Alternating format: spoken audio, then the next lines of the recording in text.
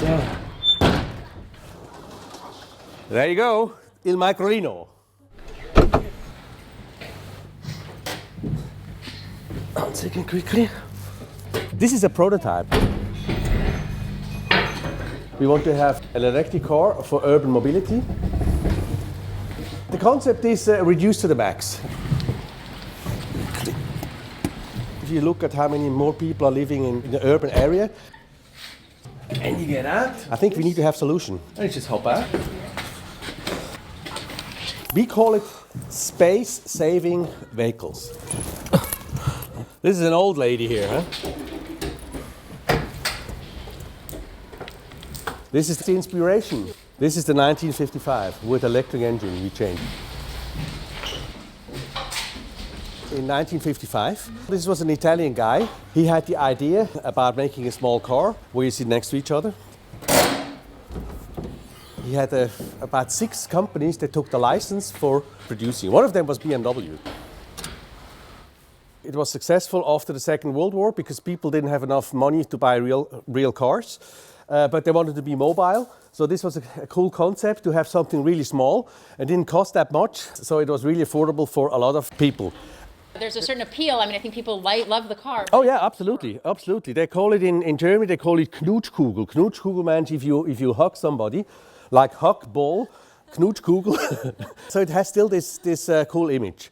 But the old car, it had a 300 or 250 cubic stinky engine inside. And to ride, it is no fun. Maybe it's nostalgic, but it's so it's not that. So we decided to take the engine out and put an electric engine in.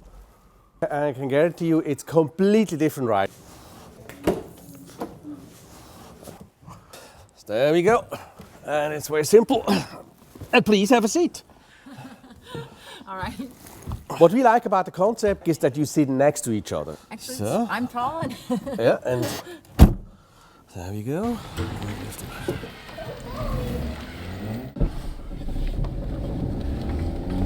So here we go.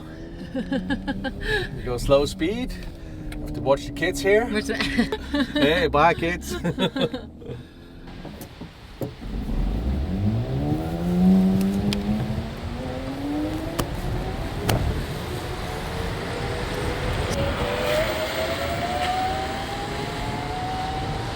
So this is considered a car or a motorcycle, or what's the?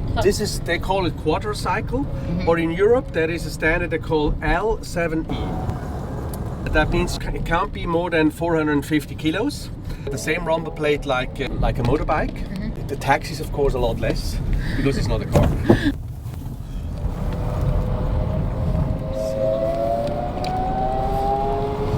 So the top speed is? The top speed is 100, but you know, with electric cars you can easily change this. Okay. We believe even 80 kilometers would be good enough for a small car like this. Because don't forget, the average car in an urban surrounding is driving 35 kilometers speed. The average distance is about 30 kilometers, and the average people sitting in the car is 1.2. So this car is far enough for the use of urban mobility, and that's why I think let's do something that is not over-engineered, overdone. Let's make something that fits 98% of the usage. We call it space saving because we can put 3 cars in one parking spot. The energy consumption is really incredibly low. I mean, if you charge it up, you probably pay about $1.50 for one charge of the battery. So that's it. They should have another one. That's the forward reverse. This is the forward, and the other one is reverse. And this is the light. Very, very simple, you know. But the design is not finished. But don't forget, this is really just a China prototype. But the funny part about this is if you see how it really speeds up, even with this Chinese engine. But I guarantee you that the one we are going to do in Italy is it's even more interesting, more fast. This is great. So as you see inside, there's almost nothing. We want to keep it as simple as possible.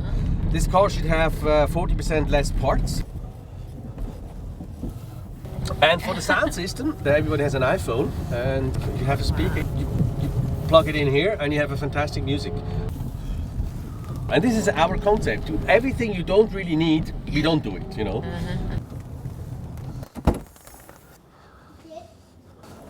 once you know how to get up, it's go up like this and then out you go. I'll show you something. You know what the vacuum cleaner is, right? Yeah. So we have a little bit of similar system. This is for plugging in. But look at the plug. It's not a Tesla plug. It's a regular standard plug. You can plug in into any socket. So it's no high-tech charging station or anything like that, just a normal socket we need. And it goes in automatically, like this. There you go. This is our vision, mobility, and to make life more easy for people, and especially for people in the urban area. Our vision of urban mobility for the last mile, for the first mile. Actually, I'm the inventor of the razor scooter. You can fold it in 1 second. So you're riding a very first one, huh? When I had my first prototype, I was living in Zurich, and I found out that you are much faster than walking. You're about 3 to 4 times faster. And the other thing was, because people look at you when you drive in with a small scooter, they really look at you a little bit strange. And if you want to go to have a beer afterwards and maybe to talk to some ladies, they think the guy is crazy coming in with a little scooter. So I knew I had to collapse it so nobody would actually see where I was coming from. This is how the idea came with the collapsible scooter, completely small to carry around. We call it portable mobility. So I started then first with a kickboard. For adults, you have 2 wheels in the front and 1 in the back, and it's like a tilt steering. It works like this. This is, for example, one of our old prototypes we had. But I clearly want to say I'm not the inventor of the scooter. I can show you one which is from Italy, which I bought long time ago and really inspired me. And this is this one here. This guy is actually the inventor of the foldable scooter. It doesn't look like a scooter, but you'll be surprised because it really clicks out. You can't ride this because there is no stability, nothing, and it's a very thin thing. But the idea was, how can you have a portable mobility stick? That's nice, and it's probably about 1955. I would say this was the first portable, collapsible scooter for adults. It was not a huge success, but the basic concept was interesting. So what I'm saying, you don't have to reinvent the wheel, but you have to look at what is already on the market and see how can you make it better. This is a combination of a luggage and a kickboard, a scooter. You can actually fold it very easily, like this, and you have a normal trolley function. So you can take this off. You can leave this, for example, at home if you don't need it. And you have a backpack. Ready to go? Yum, yum, yum, yum.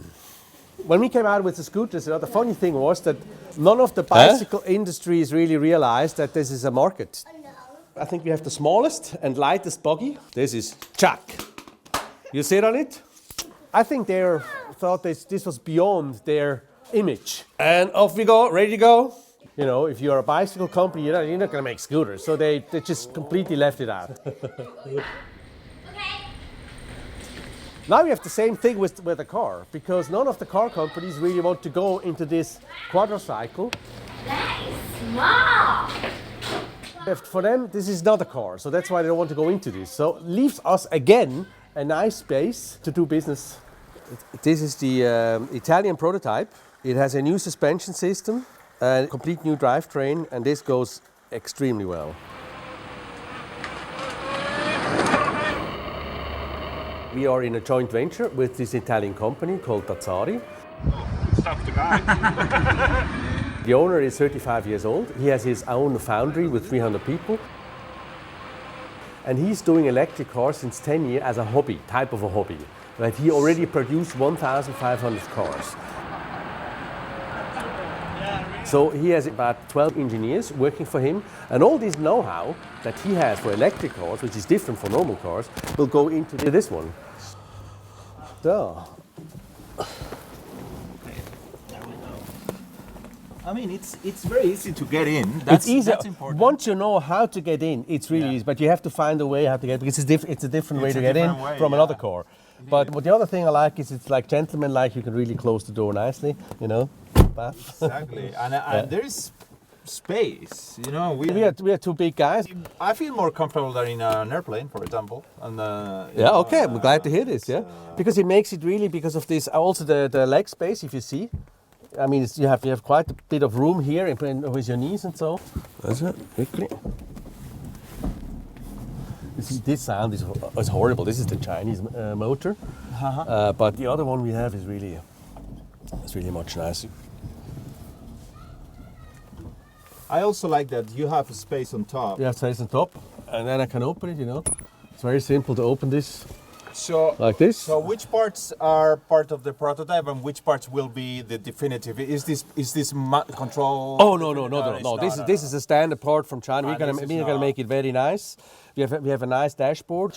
This would be an idea how we would like to have it look inside, like a nice dashboard. And this is how different drawings, like a bench, sound system you can click in. But there is no sound system because we say you have to go and get your Bluetooth. So really to have only inside that is absolutely needed. Mm-hmm. You own a company, I guess you don't want to relate your company that works with something that feels cheap. So are you taking care of the equilibrium between materials and quality versus cost? First of all, we have our partner, Touting in Italy. They already have quite a good know-how in manufacturing because they produce die casting parts for the car industry, for BMW, for Ferrari, etc. So they know about costing. Second thing is we try to use new material, light material, but at the beginning when you go out, it's important to have as less parts as possible inside to have a very aggressive price. You also were having your own experience with electric all these years. Exactly. I mean, I'm using my electric car already 4.5 years. My car can only go on battery only 80 kilometers. But for me, this was okay for 95% of my journeys.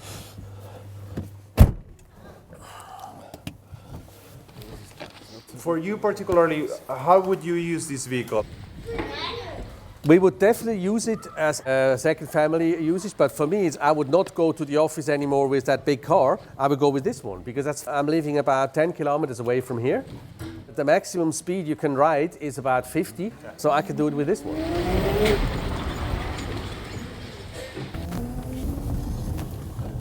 What I also like is, I call it drive experience, you know. I mean, riding with such a small car, it's a lot more dynamic, it's a lot more fun, you know?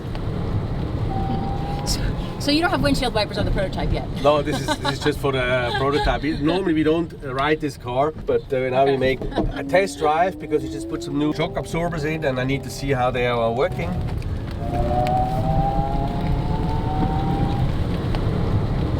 We are working at the moment with Bosch, everything included from Bosch. That means the battery, the motor, the controller, the display, the charging unit, everything at one piece. And then we have the possibility to get good quality batteries and motors also for a very good price because they're buying batteries in high quantities for the power tools, they buy batteries for their electric bicycle. So this is something we want to use the buying power of other big companies in order to bring the price down.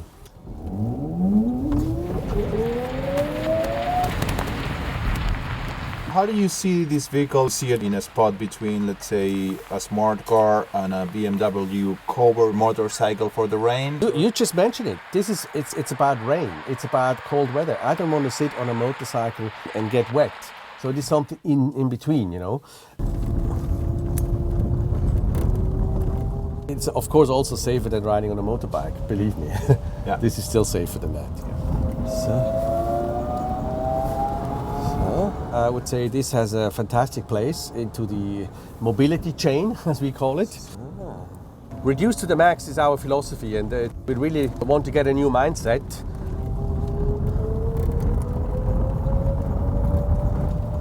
Our vision of urban mobility to make people think of maybe less car would also do, or let's say would be enough for 90% of the mobility distances that you do in cities. I tell you, for example, in my family, one car like this could eliminate another fuel car. Do you think people get this now?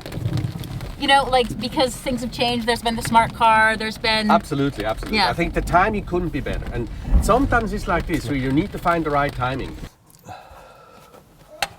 If you look at the electric bicycle, you know, some of them came out maybe 6 years ago, they were too early. Now, it's a huge market, electric bicycle. So timing is interesting. And in we go. Off you go.